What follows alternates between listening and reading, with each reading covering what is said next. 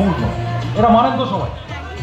আর বাংলার বুকে খেলা বলতেই প্রথম কোন খেলার কথা মনে পড়ে? Kolkata, yes, football, no doubt about it. হ্যাঁ, এই বাংলায় তো কলকাতা, এই কলকাতা হচ্ছে ফুটবলের মক্কা। হ্যাঁ, হতে পারে আজকে হয়তো সেই নাম আমরা একটু কমে গেছে, একটু ফেড আউট হয়ে গেছে, কিন্তু বাংলা এবং বাঙালির সঙ্গে ফুটবলকে কোনোভাবেই আলাদা করা যায় না। আজও ইস্টবেঙ্গল, মোহনবাগান, মহামেডানের নামে যুবভারতী ক্রীড়াঙ্গন, যেটাকে আমরা সল্টলেক স্টেডিয়াম বলি, সেটা কি কানায় কানায় ভরে ওঠে না? অবশ্যই ভরে ওঠে। আচ্ছা, ফুটবল কি শুধুই একটা খেলা, শুধুই 22 জন প্লেয়ার আর একটা বলের খেলা? বাঙালিদের কাছে কিন্তু তা নয়। 1911 সাল স্বাধীনতা পেতে তখনও বহু বছর বাকি আছে। এই বাংলার বুকে সবুজ মেরুন জার্সি গায়ে 11 জন দামাল ছেলে তৎকালীন সময়কার ইনস্টিটিউশন কোম্পানিকে হারিয়ে জিতে নিয়েছিল প্রথম আইএফএ শিল্ড।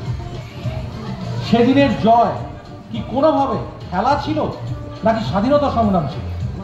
ভাববেন, 1934 থেকে 38, তখনও স্বাধীনতা পেতে প্রায় 10 বছর বাকি আছে। সেই সময় মহামেডান সমস্ত ইংরেজ দলকে হারিয়ে পর পর 5 বছর ক্যালকাটা লিগ জিতেছিল এবং স্বাধীনতার পরেও সেই সম্মান অক্ষুণ্ণ ছিল বহু বছর। ছিন্নমূল বাঙালি, সহায় সম্বলীন বাঙালি, যার মাথা গোজার ঠাঁই নেই, আজকে একবেলা খাবার জুটলে রাত্রিবেলায় দুটো জুটবে নাকি জল খেয়ে শুয়ে পড়তে হবে, সেই ভাবনা নিয়ে শুতে যেত যে বাঙালি, সেই বাঙালি লাল হলুদ জার্সিকে গড়ে তুললো তার নিজের অস্তিত্বের লড়াই।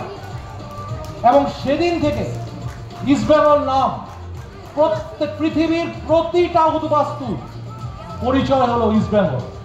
তো ফুটবল বাঙালির কাছে শুধু একটা খেলা নয়, ফুটবল বাঙালির কাছে অস্তিত্ব রক্ষার লড়াই। এখনকার বিষয় খেলা বা ফুটবল।